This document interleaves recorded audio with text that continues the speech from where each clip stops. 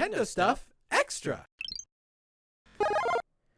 Separated by cosmic cabinets, Brandon and Logan are broadcasting Nintendo stuff live using their telepathic powers. My name is Brandon Miracle, broadcasting from the Break Room Arcade. If you look south of me in the video version, you'll see Logan Welliver doing his thing over in the Break Room bedroom. My name. Don't wear it out. I'm not going to. Welcome to Nintendo stuff. It does say extra. That's because Logan and I are very lazy at what we do. And we have not updated that intro to say just Nintendo stuff. But we're getting more consistent, a little bit. Don't worry, I have a ton of excuses for that. If you want to hear them, that's for next episode. That episode's just all the excuses we have for all the things we haven't done. Shoutouts to Santi in the chat, getting that cool Break Room Arcade. What is that? The 6-month badge? 6-month membership badge. Yeah. Oh. Sandman says it looks okay, so it's okay because it looks nice. All right, well, thank you. Good. I appreciate that. Yeah, so we've been gone for a couple weeks, and there's a lot of reasons for that. Mainly because of E3. I was actually in Los Angeles for my very first time at E3 this year. Logan was back at the Horn doing the live streams for us. You can check out his live reaction to the Nintendo E3 Direct. It's still on the channel. There's some pretty good moments in there as well.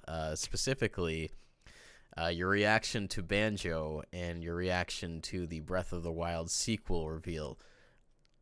Oh, thank you. Yes, I got quite a kick out of watching that after after Paul and I watched the Direct. Oh, and Animal Crossing. That was also a good one. I especially... I was going to say, I enjoyed that one. I actually uploaded that one to Twitter. I clipped that. And I was like, okay. So I figured out there was like a screen recording function on my phone. And then I was like, wait, I can just use this to clip like a few parts of the actual thing and just like upload it to Twitter and then link the actual like reaction, the full reaction, stuff like that. And I was like, oh, yeah, that was easily the one that was probably the most genuine in the sense that, like, I got to the end there and I was, like, legitimately disappointed that, like, I have to wait till 2020. I felt so bad for you because, like, I was so upset. It also hurt me, but, like, knowing how much of a fan you are, I was like, oh, that's got to sting. Yeah, I've been, like, I put, like, over 200 hours into to New Leaf. I've played all the games, right? Mm-hmm. And so this one was just like, I'm waiting for it. Thank God it's coming out 2019. There's no way that they would delay it, right? It's been like 7 years. Well, nope. At least they had a good reason for doing it, at least according to Doug Bowser, and that's to promote healthy work situations for their development team. If anybody knows me, I'm okay with that. That's like the most acceptable reason for a delay. Yeah, for sure. And I'm kind of glad that they're transparent about that from the get-go, too, because, like, you can't be mad at that. You can't be mad that they want their developers to have healthy lifestyles. Thanks, Nintendo. Yeah, if you are mad at that, it's either, like, you're ignorant or you're not very nice person. So I gotta say, just, like, judging from my Twitter feed and what I've seen else online, people don't seem mad about it, like, but that's mostly because Animal Crossing fans are typically pretty chill people. Yeah, I think also, a lot of the times, like, it's not like it's unheard of for Nintendo to delay games. Like, they're pretty good about, hey, this needs more time. Yeah. And usually we get pretty good games out of it anyway. So the fact that we have to wait a few more months, it's not like we're short on content. Mm-hmm. And also we know that if they're delaying it, it's usually for a good reason and we get a better product out of it.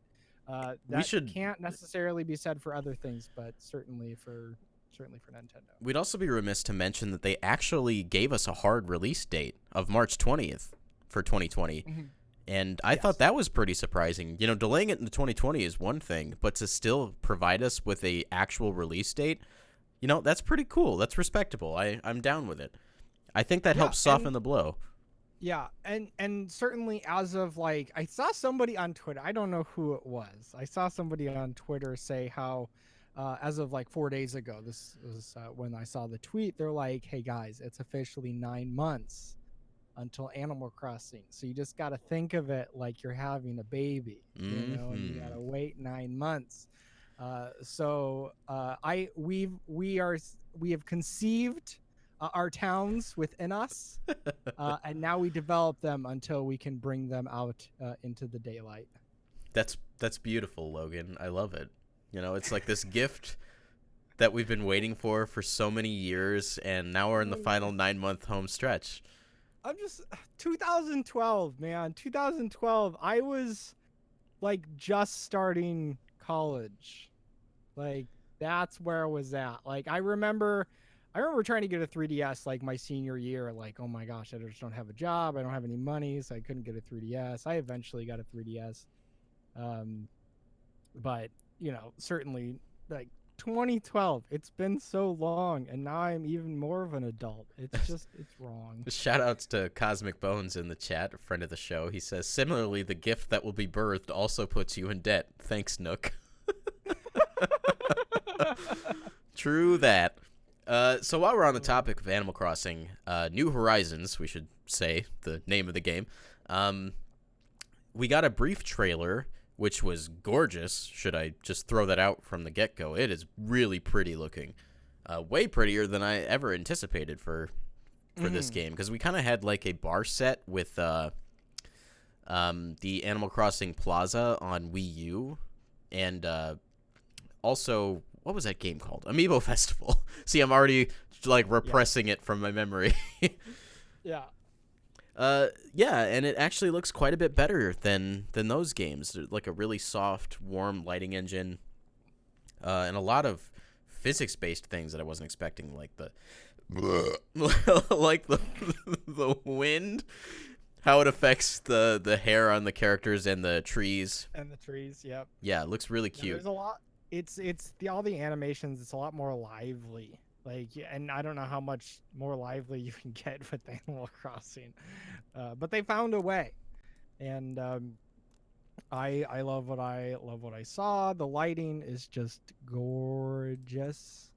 Yeah, I absolutely. was kind of, I don't know. It was jarring because I was kind of anticipating just really an upres, like not a lot of extra things. Which in retrospect was kind of like, oh, duh, of course they're going to go over. One, it's been 7 years, and two, the hardware is so quite the leap from the 3DS. Um, everything about this game so far that I've seen, and it's not like they showed a lot. Like they showed off like the very basics of it, which honestly leaves just a lot of like guesswork on our part. Like we Yeah. won't know until later how exactly everything progresses. And that's something that's really interesting to me. Like they showed like, oh, here's a tent. You get to live in a tent. And then you get to start, just customizing like your island. And it's, they dabbled with this with like Isabel and the mayoral duties that Yeah, I she was had. gonna say it's like the next step in that. Yes. Uh, So my question is like, how does it develop? Because I mean, we're used to having like all these different buildings, all these different activities, and it looks like they're very much like lacking in that, at least at the very beginning. I imagine that those things aren't necessarily gone, that they're either still there, just being implemented in a new way. I want to say that Nogami said that the more you develop your island, the more attracted like villagers and businesses will be, and they'll start showing up on your island. Okay. So they're definitely still there, but they just come over time, similarly to the old games, but just in a different context. Right. Yeah. I think I like this a lot more, especially it almost like hones in like the early game is what it sounds like. It's like, okay, there's less to do off the bat, and well, less to do off the bat, but also more to do off the bat because like you're crafting and you're not really dependent on like, I mean, you're dependent on Nook still, Yeah. but like from an angle of like, you're actually developing the land that you're living on. So it'll be interesting to see how that comes about. I'm also interested in like how big like the island is. I I would think imagine it would be I th- relatively sizable. I think I watched a video from the BitBlock, who was, he analyzed some of this stuff, quite quite vigorously actually, and Yeah. the size of the island was one of the things he looked at, and it does seem to be a rather sizable increase over what we're used to in terms of the Okay. island size. Right. So there should be a lot of room to play. That's exciting stuff. They're putting a lot Um, more control into the player's hands, which I like. Like, so islanders, wow.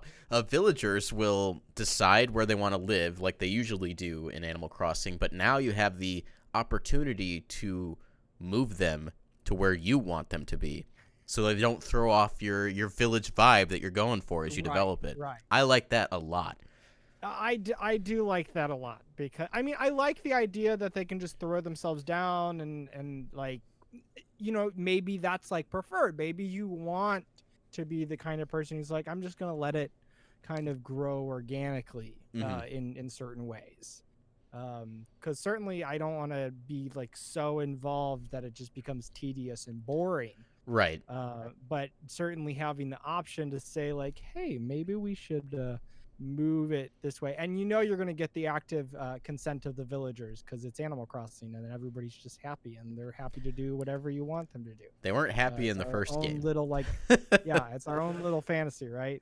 Um, but yeah, like yeah, the more control. Let me have final say over literally anything in the town. It's like they've left the Animal Crossing isms in there without like completely stripping them away. So like in What do you those, mean? so it like in areas like the way you look and where villagers live on your island are things that weren't something that you could choose. Like they were always dependent on a quiz or just like RNG. But that RNG still exists, but now you have the opportunity to say, well, maybe I don't like that, and then choose for yourself. So if you're Mhm. like an Animal Crossing purist, those things are still there for you, and I think that's a pretty good compromise. Yeah, yeah. Would you consider yourself an Animal Crossing purist?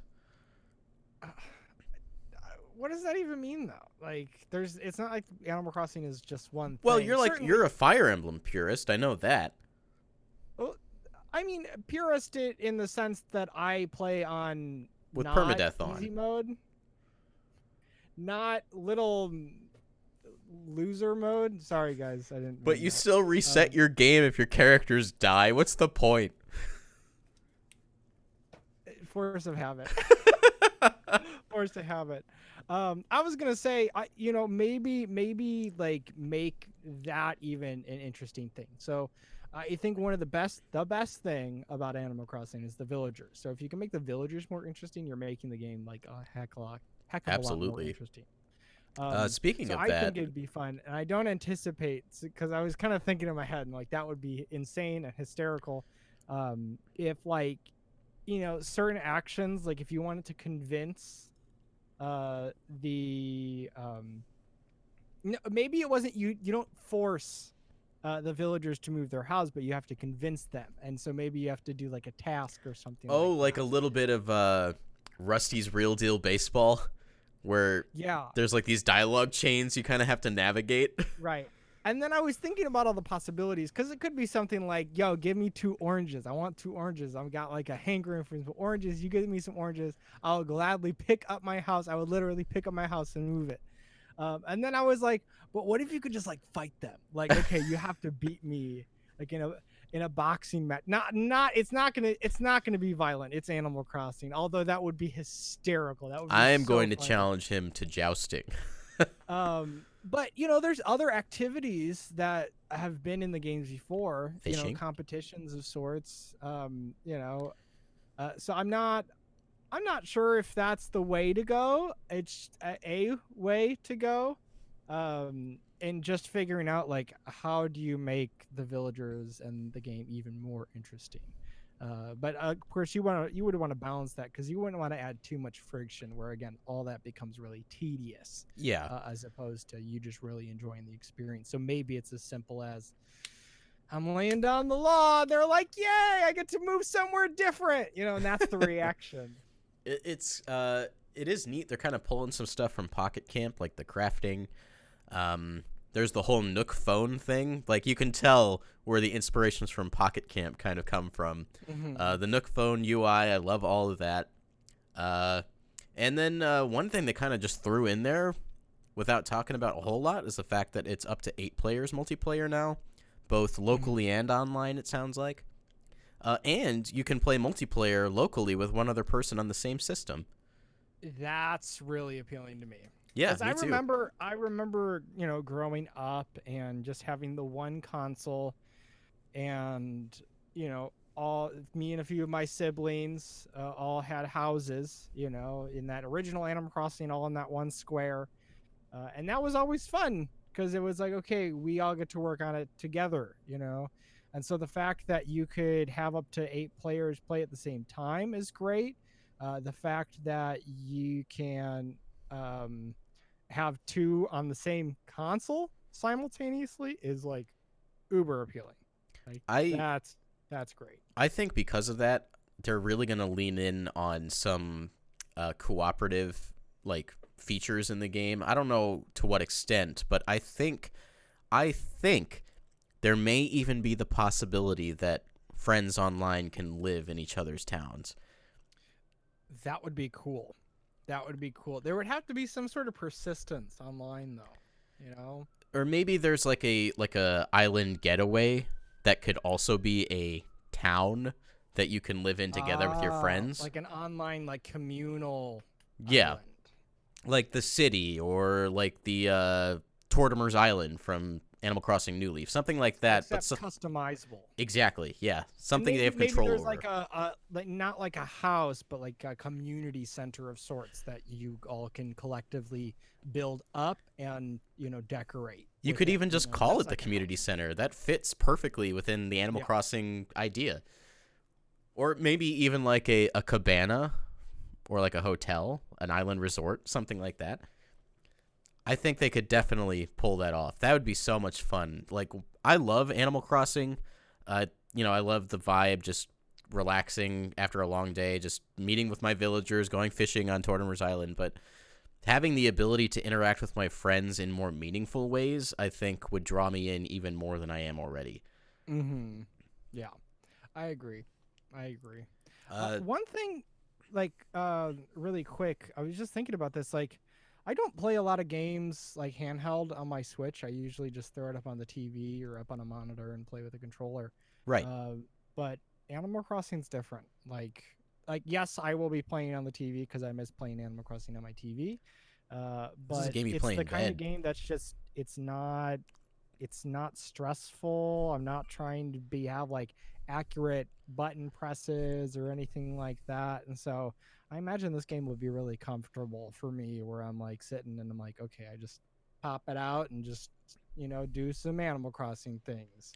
Yeah. So I'm excited for it because of that as well, because I would love an excuse to get a smaller Switch, Nintendo. There are not a lot of games I play in handheld mode.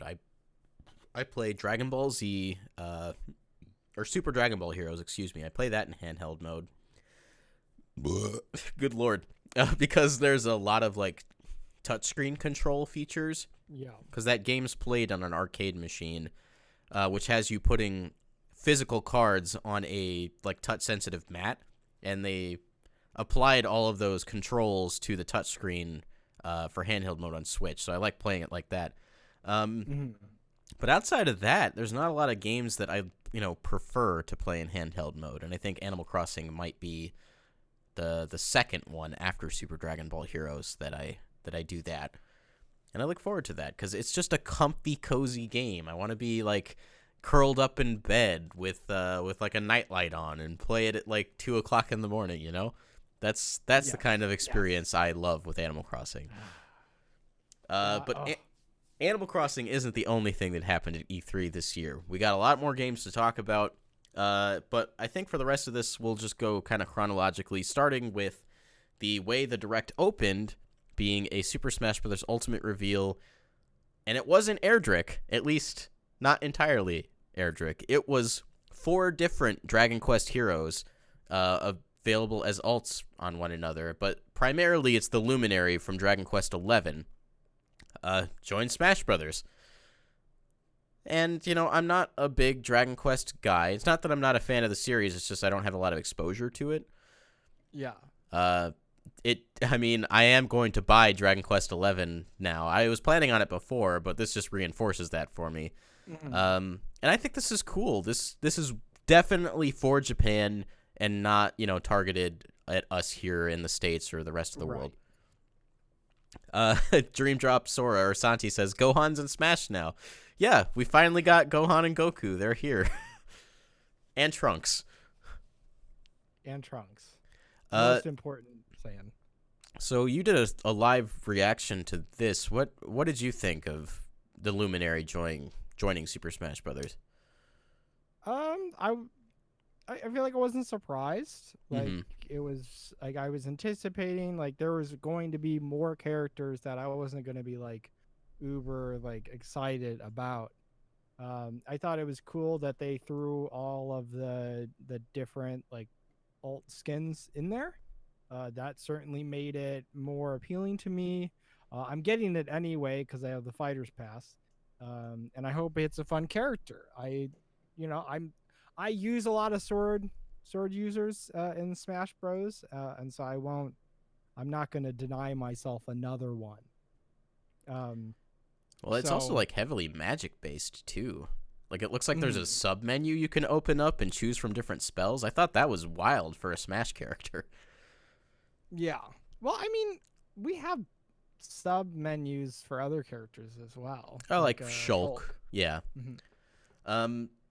Well, I guess it's also not entirely clear if it's a sub menu or if it's just an icon that shows up depending on which, special you use. Yes. I'm cool with it either way because it's a nice visual detail. But the most important thing about the hero joining Super Smash Bros. Ultimate is that the slime shows up in at least one of the taunts. That's all I needed. I would have actually rather had Slime as a playable character than any of the heroes because I love Slime. Right. They announced that Slime Pro Controller by Hori, and I kind of want to buy it, not going to lie. I just chuckled because, they've released this controller before in a different configuration, have they not? The Slime controller? Yeah. Oh, if they did, I didn't know about it. Yeah, no, I've seen this before. I'm like, oh, they're bringing it to Switch. Slime controller, Dragon Quest. Yeah, it's definitely, I've definitely seen it before. Was it a PS4? I can't remember. I'd understand if it was like a PS3 or PS4. Okay, well, even though it's not new, I still want one. Yeah. Because it's Slime. You gotta love Slime. He used to be the mascot of Nintendo Power. Yes. Yeah, no, they've definitely released this before. Probably even back at the PS2 or something like that. So Santi's actually clarifying something. He says, I'm pretty sure you can select which spell you use. When you hold the button, Hero goes into a thinking pose and you can scroll through the menu. So that's actually pretty neat. So that must mean there's a fair variety of spells available to the hero. Also, I hate calling it the hero. I'm just going to call it the Luminary if it's, Dragon Quest XI, because that's what they're called in that game. Mm-hmm. Or Erdrick if you use the Erdrick alt. I'm probably going to use the pirate guy because he looks cool. I think he's from Dragon Quest 8 or 7. I could be mistaken. I'm not an expert by any means. You don't say. One of the things that confused me was the fact that they didn't really show off the stage all that much. We got like a quick shot of the World Tree or Yggdrasil, from Dragon Quest, and that was kind of it. I think we got one other look at the stage and not much else. And you can't look at it on the website, but they're supposed to come out in summer 2019. So I'm just I don't know. I'm just weirded out by the whole thing. Makes me think that maybe it's later in the summer than we thought. Because it's summer now, so Hero could technically come out next week, for all we know. I mean, you think about it. There's 3 more characters. No, 2 more characters after this. 3 more, including Banjo. Well, right. But I mean, we know all but 2. Right. So. Yeah. So yeah, that was a pretty good start to the Direct. They went right into Dragon Quest stuff after that. We've seen Dragon Quest 11 so much for Switch by this point. I'm already planning on buying it. But, they threw it in there because it was an easy cross-promotion, and they didn't spend a lot of time on it, which I thought was fine. They also re-brought up Dragon Quest Builders 2, a game that I think looks adorable. Haven't decided whether I want it yet or not, but it's playable with friends, and that's always an incentive for me. But more importantly, Doug Bowser got introduced in this Direct in the most lovable way I think they ever could have gone about it. Koizumi introduces Bowser, and then a little hand reaches over, or a big hand, I should say, and it's Bowser, taps on Koizumi's shoulder, puts on a tie, and he starts mumbling something, gets ready to snap his fingers. It was so cute. I absolutely adored it. And they even made it like super awkward where, Doug corrects Bowser saying, "Oh, it's the wrong Bowser, sorry, but it's actually me." And then Bowser starts to walk off screen, but he walks the wrong way. And they just prolong the moment. It was super good. Yeah. I mean, Nintendo's always been really good about their humor for these Directs, and you knew they were gonna play with it, I mean, they had to. Doug Bowser was in the picture. It's a match made in heaven. Yeah. I love that whole thing. I'm glad they took the extra time to do that. But that brings us to Luigi's Mansion 3, a game that Doug Bowser apparently really likes, and as a matter of fact, so do I. The showing in this trailer I thought was so much better than that first look we got in the September Direct of last year. There's a lot more texture in the game now. Luigi looks fantastic, especially in the cutscenes. They did a really good job from an expression standpoint. I mean, it's next level games. They did Punch-Out, and that game just oozes personality. So it's no surprise that it looks as good as it does. I'm just happy to see that it's quite an improvement from the last time we saw it. And I've got a little bit more input because I actually played this game. I got to play Luigi's Mansion 3 on the show floor, and Luigi's Mansion 3 was by far my favorite demo that I played at the entirety of the trade show. Which demos did you play? I played Luigi's Mansion 3, Link's Awakening, Mario and Sonic at the Olympic Games, Wolfenstein Youngblood, Borderlands 3, Dragon Ball Z Kakarot. Oh man, there's a lot of games that I played. New Super Lucky's Tale, played that too. Okay. And Marvel Ultimate Alliance 3. There's probably more. I played a lot of games. Right, okay. Way more than I actually expected to be honest. But yeah, Luigi's Mansion 3, by far my favorite demo on the show floor. And part of that is because the setup was really cool. You got to play it in this recreation of the hotel lobby from the game. And they were projecting ghosts on the walls. They had this lampshade that hangs from the ceiling. And at one point, it started to spin, and it came down, and like thunder started rolling, and by the check-in desk in the hotel lobby, coins started like spewing out as the lampshade came down. It was just really cool, really cute. And that brings me to the actual game. Holy cow, Logan. Luigi's Mansion 3 is really good. Yeah. I thought they were marketing this as like a B-tier game. No, they see this as like a AAA Nintendo IP. And there's a reason that they pushed it so hard, because there's a lot of love put into Luigi's Mansion 3, from the gameplay ideas, the whole like co-op mechanic with Luigi is really well implemented. We got to do a demo that was the medieval castle floor of the hotel. So I think it was like probably less than half of the actual floor that will be in the final game. But we got to do from that point all the way to the boss battle. Yeah. And I was just really impressed with the puzzle design with Luigi. There was like spikes that Luigi can walk through, but Luigi can't. He dissolves in water, which is super funny. Mm-hmm. Yeah, it's just, man, my brain is going at a mile a minute. Excuse me. The slam mechanic. Yes. It's super. I liked that. Super fun to pull off. Like it feels really tactile. It's also Luigi's back throw in Super Smash Bros. Ultimate, so good job, Sakurai. Yeah. The suction shot, I think is what it's called, the little plunger.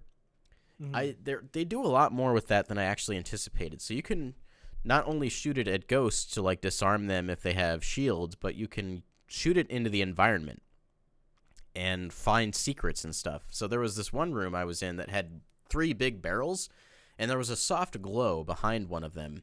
And I admit, I didn't figure this out. The game attendant actually pointed it out for me. But you could shoot the plunger at the barrel, suck it up, and then yank it to break the front side of the barrel, and there was a key behind it. Oh. And I was like, well, how did the game telegraph that to me? And I watched another person play the demo after me, and I realized there's that soft glow that you can see behind the wood that shows, hey, there's something back here, and it turned out to be the glow of the key. And I was like, wow, that's fantastic. The game didn't like hold my hand or anything. It just was that subtle Nintendo nudging that points you in that direction. I was really impressed by it. Yeah. But the biggest thing for me in the Luigi's Mansion demo was the fact that we have portrait ghosts back from the first game. The portrait ghosts are super important to Luigi's Mansion. Logan, have you played the original Luigi's Mansion game? Is that a no? That's a no.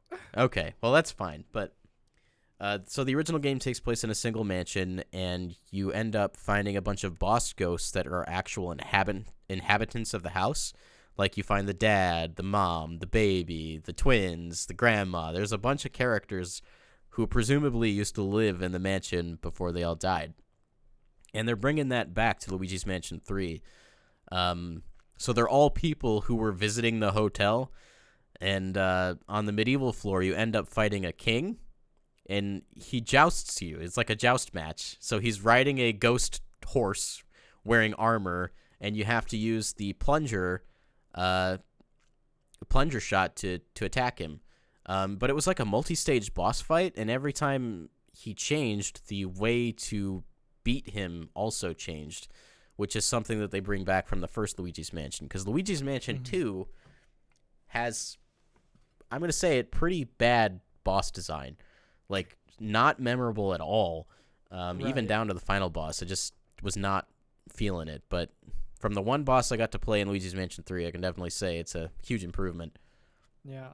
I wonder why that was. I mean, was it with Dark Moon were they just not sure how much they wanted to invest in it, and so they were like, okay, we're going to cut some corners? And I know a lot of the gameplay design was centered around the fact that it was on a portable. Right. So I don't know why that would play into not having portrait ghosts, but maybe the hardware has something to do with that. Right. Because ghost variety was just not a thing in that game. Yeah. I do think it's cool that Next Level Games is still the developer for this. Yeah, me too. Carrying on. And it's also encouraging to hear that it sounds like it's got a lot more personality this time around and a lot more varied level design. Did you see the Treehouse Live for Luigi's Mansion 3? I watched some of it. I didn't watch the whole thing because I don't know. There was the one. Did you see the one where they went to the movie set? No. Okay, well, they showed another floor that wasn't playable at E3, and it was a movie studio, and the portrait ghost was a movie director who was sad because he didn't have a star for his movie. And after you solve all the puzzles and go through the motions, Luigi ends up being selected by the movie director Ghost to be in his movie. And the set opens up. Luigi goes onto the set. It's a giant cityscape, and Luigi's like humongous compared to the size of the models. And then a ghost wearing a Godzilla outfit comes out, and you have a kaiju battle with it. Yes. And Yes. there's this really cool mechanic. They actually use Guigi in the battle in a really neat way. So the Godzilla monster can fire fireballs at you, and Luigi has to use the reverse suction on his vacuum to blow them back at the ghost. But in the second stage of the fight, the fireball is too strong for Luigi to do it. So you summon Guigi and start using the reverse suction with Guigi, and then switch back to Luigi and use it on Luigi's vacuum too to double your power. So both of you are firing the gust back to bring the fireball back to the enemy. And I was like, wow, that's genius design. Like, if I had played that for the first time without seeing that demo and had that aha moment, that I know for a fact, like, I would have been shouting at the ceiling for how cool that was. Right. Apparently, according to I don't know, like someone at Next Level Games, they said that after you beat the boss battle, the director, he gives you the access to the next floor of the hotel, but apparently he goes and finishes the movie, and you can watch it. Oh. Yeah, so you can watch yourself fighting the ghost, I'm guessing in some cinematic way. Yeah, I'm looking forward to that. So yeah, the game just has a bunch of personality, and they gave everybody these, for those watching the video version, these Luigi's Mansion 3 branded flashlights. It's got Guigi on the back, and it's really bright. So yeah, that was a cool little gift. Yeah, my favorite demo on the floor. I know I went on for a while about that, but I just want people to know that the game is really good and to not just ignore it, because there's a lot there. And there's 8-player multiplayer. Yeah. The Scarescraper was my favorite thing in Luigi's Mansion 2, and they're bringing that back in a really neat way. So it's randomly generated floors with different objectives on each one, and eventually you fight a boss. I would like to do some streams of the Scarescraper when that comes out, especially if there's an endless mode, to see how far we can get. That'd be a lot of fun. Yeah. Okay, enough about Luigi's Mansion 3. Link's Awakening, I think, was the next big thing in the Direct. And it was just a quick, just showing of the game so far. Gave us a release date of September 20th. Really, the big thing to take away from that was the addition of a Zelda Maker-like mode. I forget what they call it. I think they're called challenge dungeons. Mm-hmm. Basically, you unlock pieces of these dungeons by playing through the game, and then you can arrange them in your own way. And they didn't say if you can send them to people or if you just play them yourself. Hopefully you can send them to people, because kind of silly if you couldn't. Yeah, that sounds like it'd be pretty silly. I would hope that there would be some online component, like at least if it was as simple as, hey, I made this little dungeon thing and now you have to play through it. But also, is there any incentive to do that other than just experiencing it? They showed in the trailer, Link won an empty bottle for playing it, so I don't know, maybe. Also, you are crackling, my friend. Am I? Great, yes. Fantastic. Just how I love to do these things. I'm probably not crackling. Not in your recording, but you are over the air. Oy vey. Well, while you fix that, I'm going to go through a couple other things that were in the Direct. Trials of Mana, Seiken Densetsu 3, which was never localized for the West. It's the third game in the Mana series. Is coming to Nintendo Switch. In fact, it's already out on it. In Collections of Mana, the localized version of Trials of Mana is finally here. In addition to that, there is a full-on remake of that game coming to Switch in 2020, I want to say. And that was a pretty neat surprise. Not a huge thing for me, because I'm not the biggest RPG guy in the world, but definitely a cool surprise and something that people were certainly looking forward to. Something I was not looking forward to, but it happened anyway, is The Witcher 3 is coming to Nintendo Switch. Okay. All right. Cool. Yeah, my Probably not buying reaction that. to this was like really, really lukewarm because like I already have it on PC and I haven't played through it. Um, but also like the only thing I can think of for a game like that that it'd be worth having on the Switch for is it being mobile, and that's about it. Because like the game doesn't look great, like visually, it doesn't look great. I It's think it like also is really in a like big hit. 540p on handheld mode on Switch. It doesn't even hit 720 in docked mode. I mean, I commend them for trying. Maybe if this is like future proofing for like a Switch Pro version that they know is coming out, and maybe it'll run Right. better on that. But yeah, I don't think this deserved a spot in the full direct necessarily, but they did, and they didn't I mean, spend too long on it. yeah, it didn't have to spend too long. The game's been out for years at this point.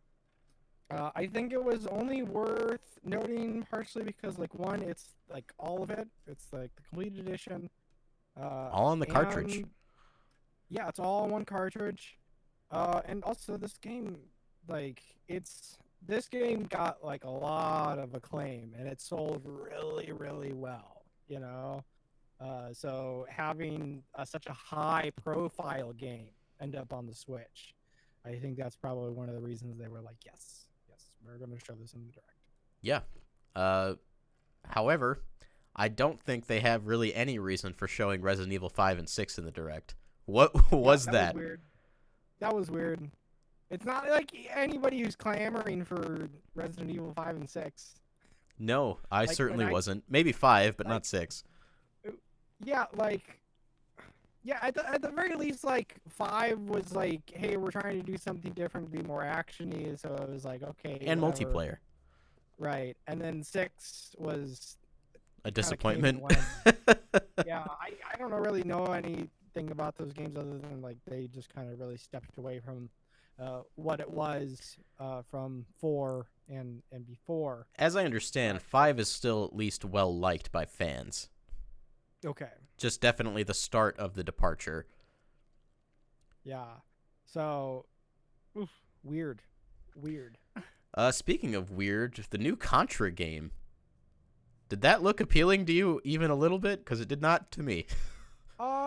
No, but also, have you tried playing Contra before? It's not like it's easy.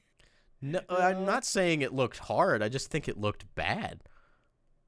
Oh, I. You're probably right, because again, like I saw it and I was like, oh, great, a new Contra game. It's a game that, like, even if it looked really good, I probably wouldn't pick it up. Like, there are games that I won't buy because I'm like, I'm not gonna finish it.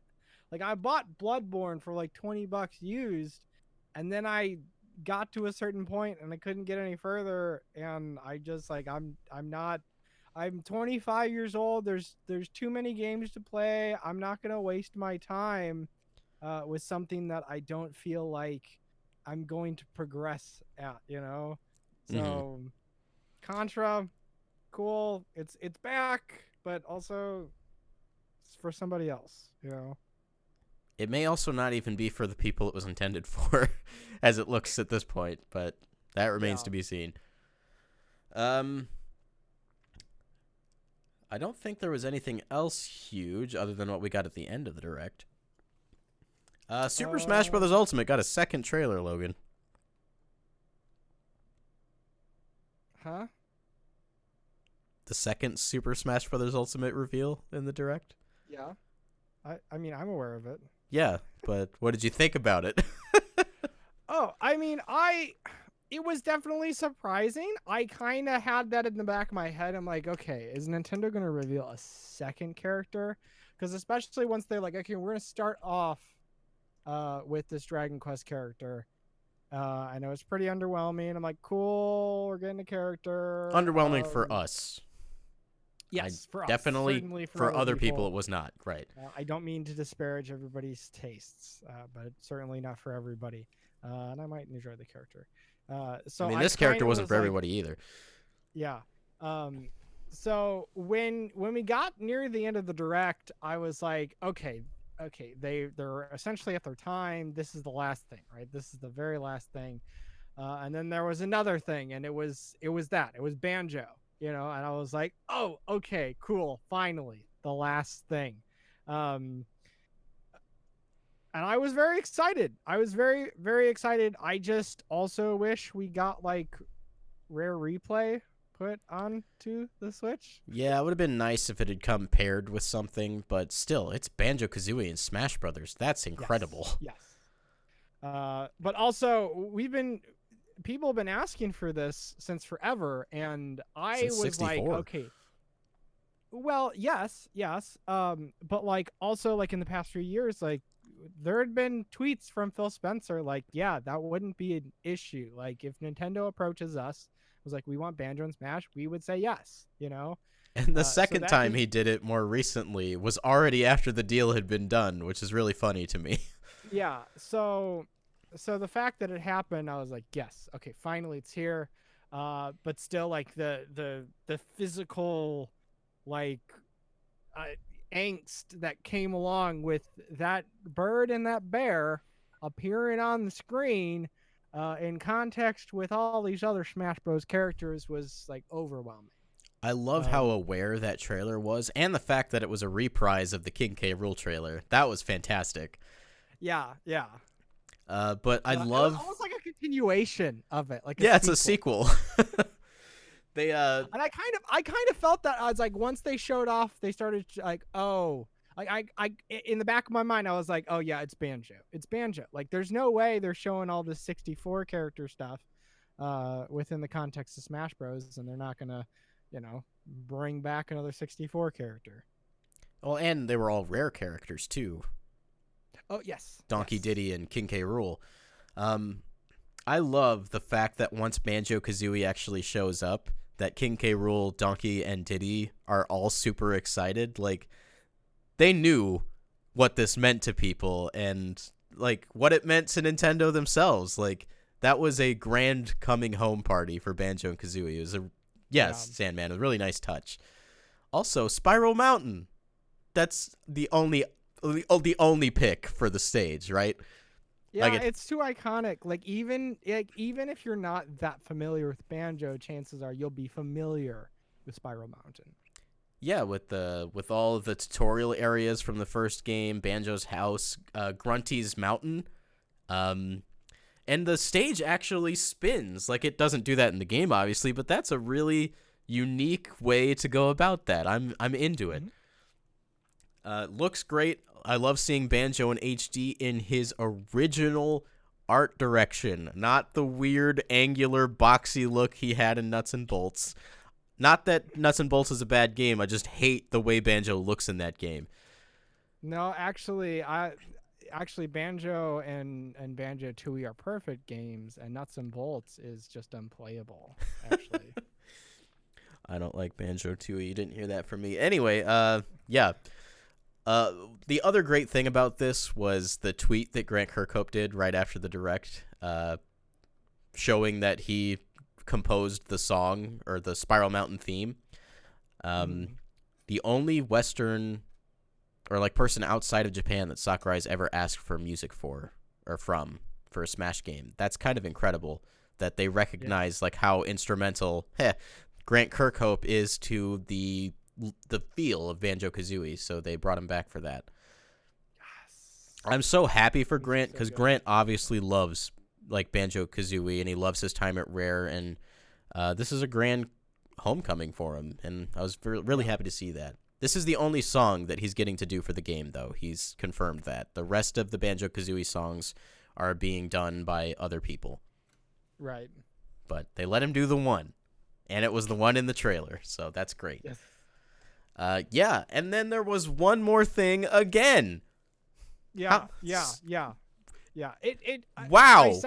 I said this in my reaction, but it felt like we got like 3 separate endings to the Direct. Animal Crossing, That was just, Banjo. This is final. This is it. Oh no, this is it. We got Banjo. Oh no, wait.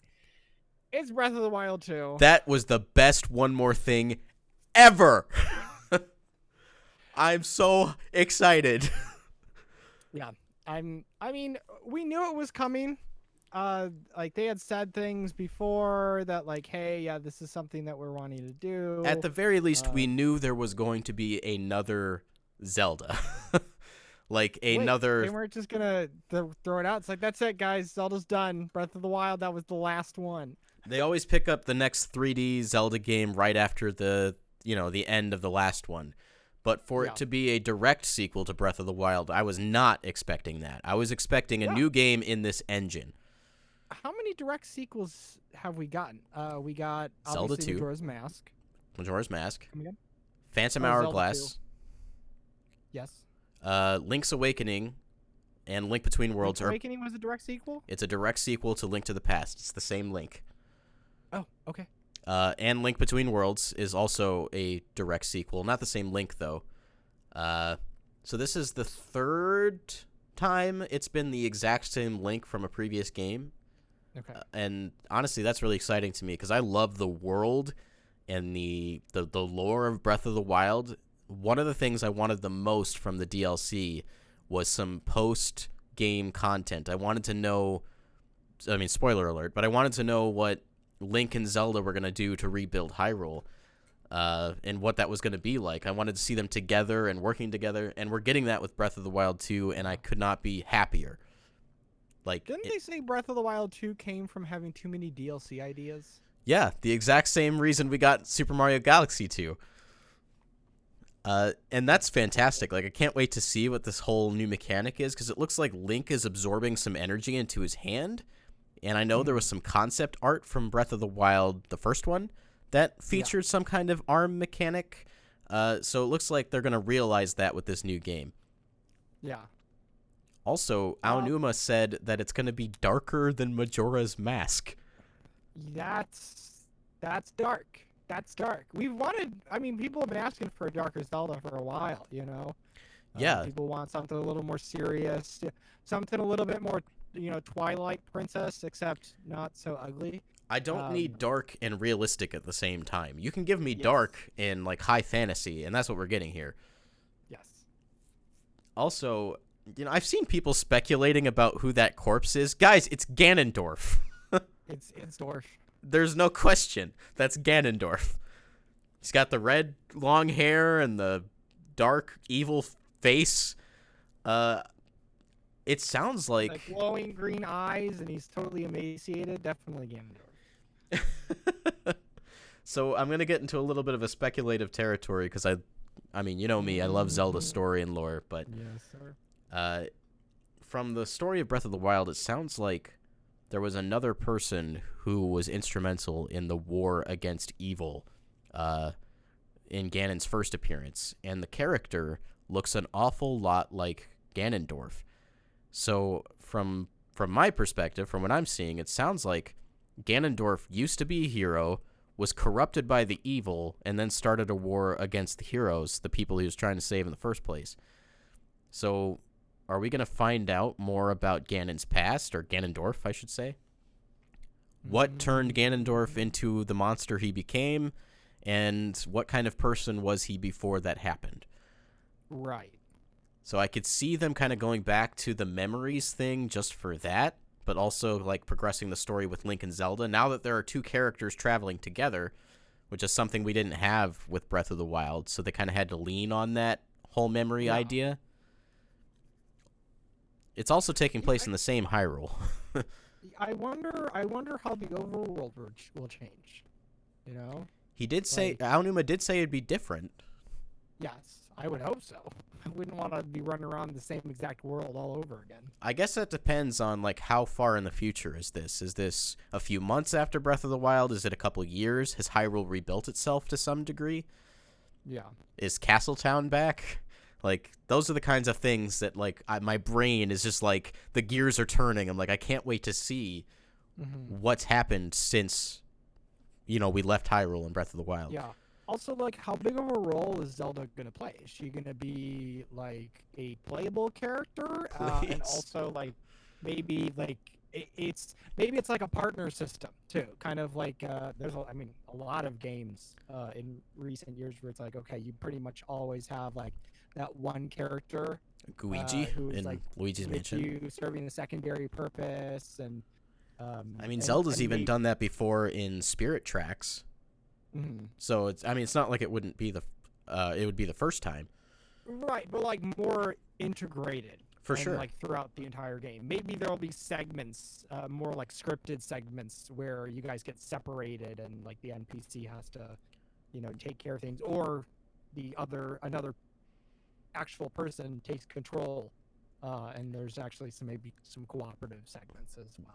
We learned some pretty important things about what Zelda's capable of in Breath of the Wild. We learned that, she's kind of a techno geek. She loves technology and learning about that. So we might get maybe she has the ability to control guardians, or maybe she has her own designs that she's developed. And on top of that, we learned through the memories of Breath of the Wild that she also has a hidden sealing power, which she eventually unlocks over the course of the game.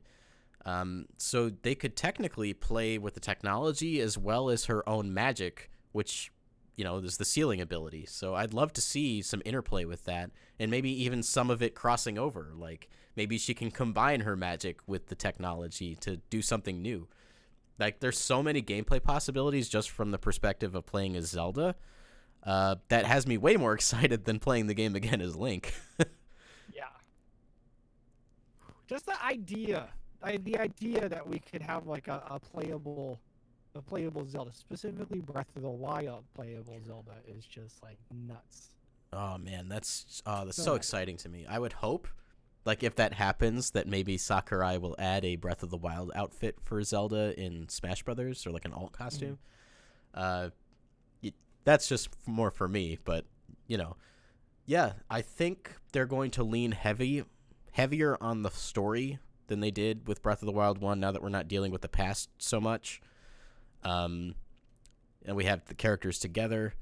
I think we're in for a real treat from a lore perspective, and that speaks directly to my heart as a big Zelda story fan, especially like after Skyward Sword, because the plot of that game was really, really good. We got a lot of background into the whole history of the series. I don't expect that kind of thing, but I would just like a good plot. That's what I want. Breath of the Wild fell flat for me in a few of those areas just because of the nature of the way that game was built, and I forgive it for that. Right. Still one of my favorite games ever.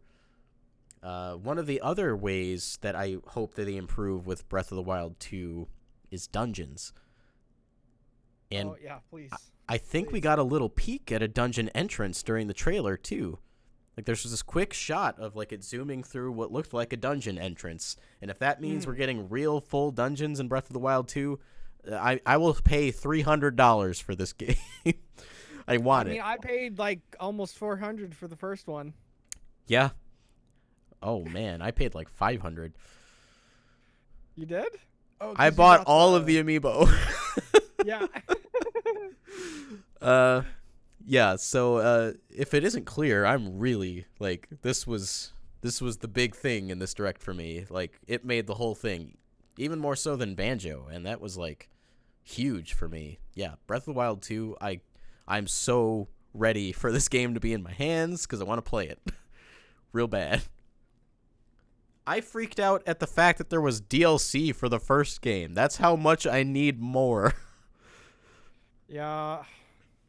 I just, they're really gonna have to work hard to live up to that hype, Yeah, for sure. Not that they aren't already doing a fantastic job, but man, I spent 200 hours in Breath of the Wild, and man, I'll do it again. Like, I'll every once in a while I'll just go back to it and start playing through it and do some of the dungeons, and not so much the dungeons, but The shrines. The shrines, and yeah. Ooh, I need it. Yeah, like, even though it's the same Hyrule, like we said, there are going to be some changes of some kind. I'm excited just to explore the world again. And maybe I have another theory. A big staple of the Legend of Zelda series is having you explore a world and then explore it again in like a twisted way with the Dark World or Low Rule. I think we're going to get a Dark World version of Hyrule because Ganon seems to be playing a really important part of the story. I would like that. Yeah, I think we're getting that. Quote me on it. It's going to happen. All right, I haven't I'll seen make anyone sure to talking clip about this. it.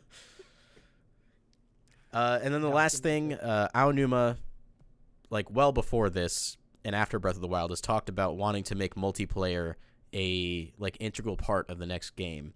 And the fact that we see Link and Zelda and the speculation that Zelda's playable, I have a feeling that this might be our first 3D multiplayer, like fully multiplayer Zelda game. Right. Whether or not they integrate that multiplayer into the main quest or if there's like a Portal 2 style co-op campaign, who knows? But I'd be very open to that happening in this one. No, actually, here's what they're gonna do: is they're gonna drop 100 links onto the map, and you guys are gonna have to battle it out. I should have expected that. Hyrule Royale, Breath of the Royale, Legend of Battle Royale of the Wild. Totally didn't see this coming. So I could talk more about some of the games I played, but I think I'll save that for some of the more isolated E3 videos, because we're already running to about an hour here. Logan, I just want to kind of get your thoughts on this whole Direct as a whole. Were you satisfied? Were you excited? What were you feeling? Yeah, no, I mean, certainly I was expecting less. And I think up until the end, I was like, is this going to fulfill my expectations? Is it going to surpass it? And I remember, I think this might be one of the best directs, like, ever, right? Yeah. In the Agreed. sense that, like, there were some things that I was looking forward to that we're going to talk about. It's good to hear that Luigi's Mansion 3 is looking so much better than it once was. We finally got some actual in-game footage of Animal Crossing New Horizons. And I remember getting up near the end and saying, like, okay, that was it, and feeling kind of disappointed, like, oh, well, why isn't this? And then they were like, oh, here's Banjo. And I'm like, okay, cool. Now I feel like really good about this. But then they were like Breath of the Wild 2. And I was like, okay, all right, wow.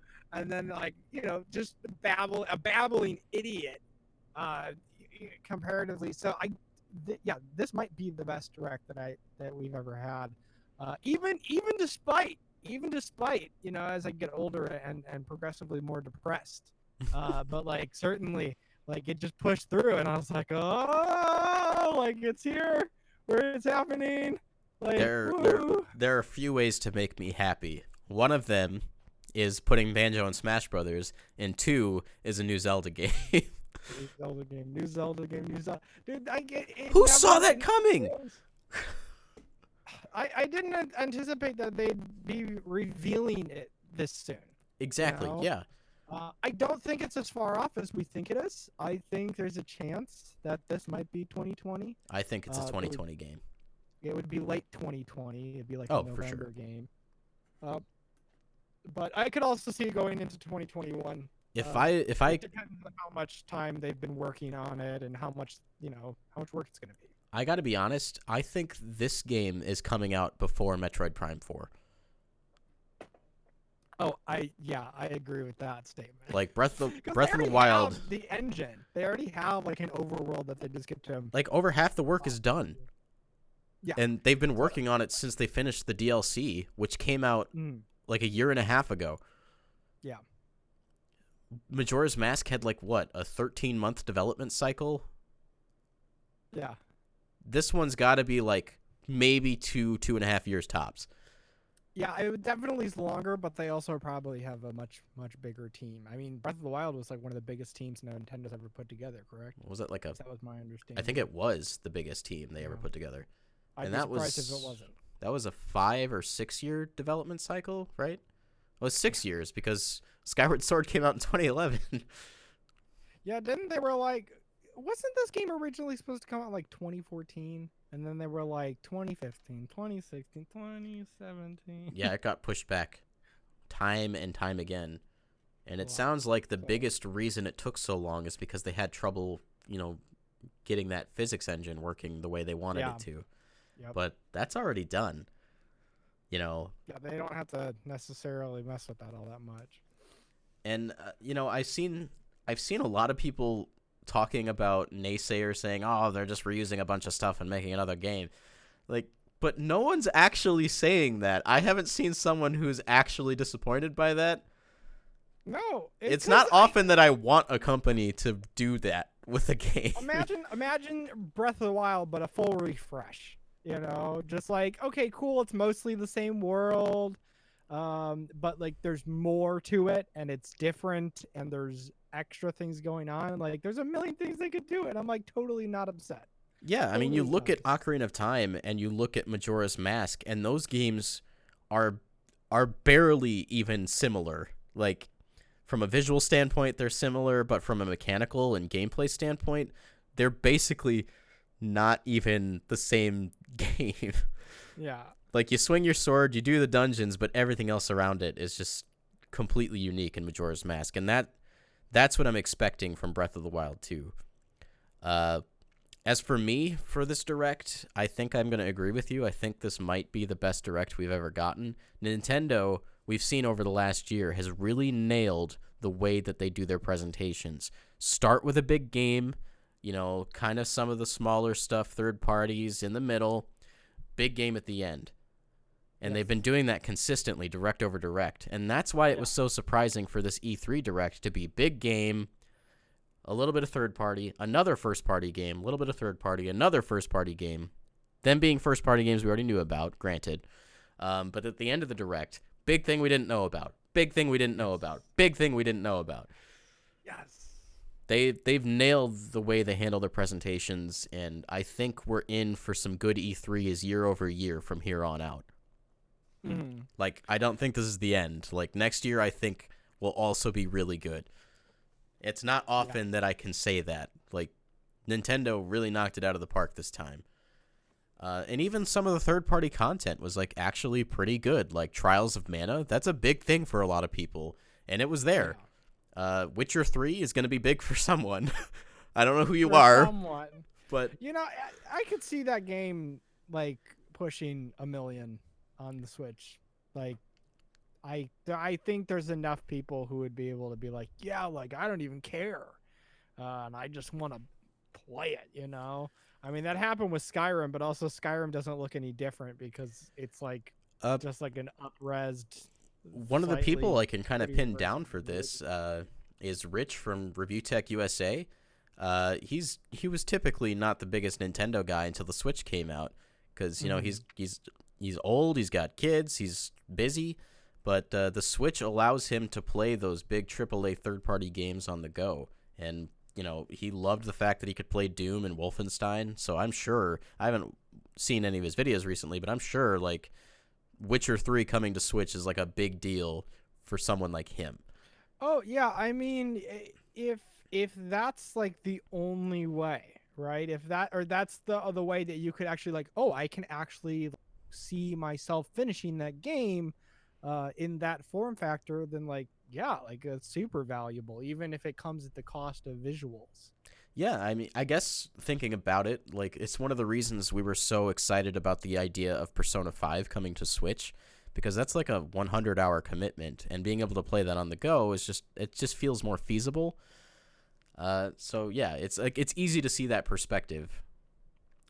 Yeah, I'm gonna say this is the best director we've ever gotten, like, hands down. Yeah. Best direct. I think maybe second place goes to that one January 2013 direct where they just shadow dropped like a bunch of stuff. Yeah. There's like Hyrule Warriors, Rosalina and Smash, Dr. Luigi.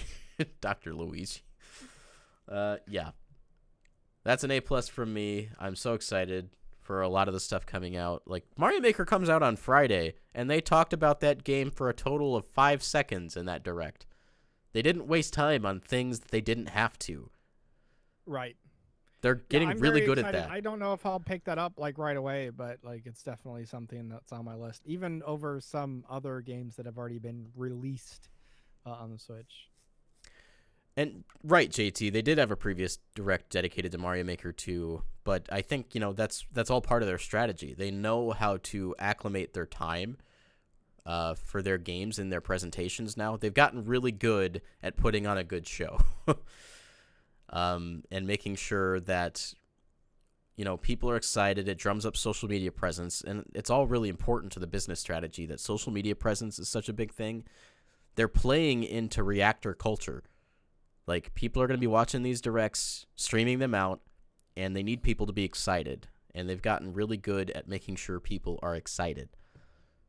So, good job, Nintendo. You're actually in with the times on a couple things these days. Still not everything online, but, we're almost. And I can't fault them, like, Luigi's Mansion has 8-player online for some reason. I'm down with it. Mario Maker has 4-player online. Animal Crossing has 8-player online. I think they're actually starting to prove that maybe it is worth paying that $20 a year.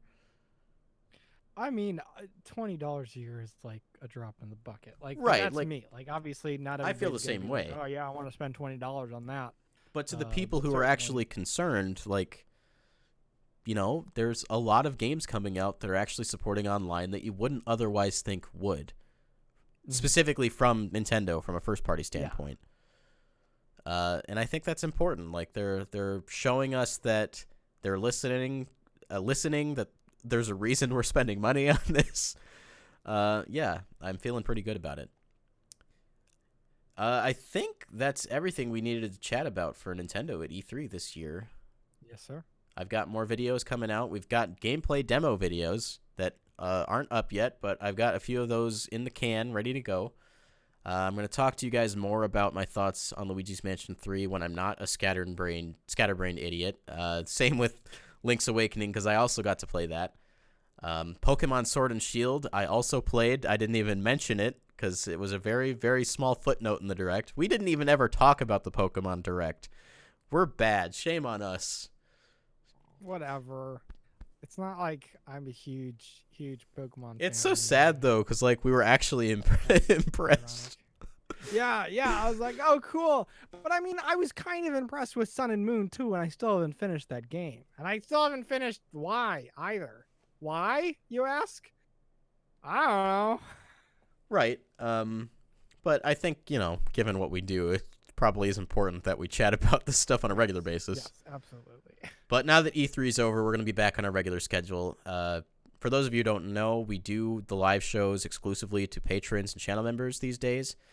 It's still an experimental phase. We decided to do this episode live for everyone because it's E3 and we know you guys wanted to know what we had to say. And we wanted you guys to be involved in the conversation too. So we're still not sure if we're going to keep up with the patron-only live streams. We still have to kind of, take our analytics into consideration and figure out how all that does. But we appreciate you guys bearing with us in kind of this strange arcade phase for us as we learn more about how all this works. So I want to thank you guys for your patience there. You can follow me at Babababs on Twitter. You can follow Logan at LoggyDubs. You can follow us as a collective at Breakroom Arcade. If you want to keep up with the conversation, play games with us, just have a good time, join us in our Discord server. There's a link in the description below. We got lots of channels for lots of different things. The Find a Match channel seems to increasingly be a really popular choice amongst our members because you can find people to play your games with. If you don't have a lot of friends who play Nintendo games, you'll find plenty of people in the Discord server to play games with. Smash Brothers, Crash Team Racing. I know Conman RDW, a friend of the show, has that on Switch, and he's been playing that. So definitely join the Discord. We'd love to have you. It's always bumping in there, except when it's not. And it's usually not around 3 a.m. People sleeping, Dan. Yeah, they really are. So thanks again, guys, for bearing with us. We know that we've been kind of slowing down the last couple of weeks because of E3, but we're back on the horse and things are going to get moving again. So thank you guys once again for your patience. We will see you next Saturday, tentatively, for the next live stream for patrons, and then it will become live on our podcast sources. Sorry, my blood sugar's low. I have diabetes. Did you guys know that? And sometimes it messes with my brain. yeah, so thanks guys for checking us out. We will see you guys next time. Don't break your backs, breaking the games. But for now, break time is over.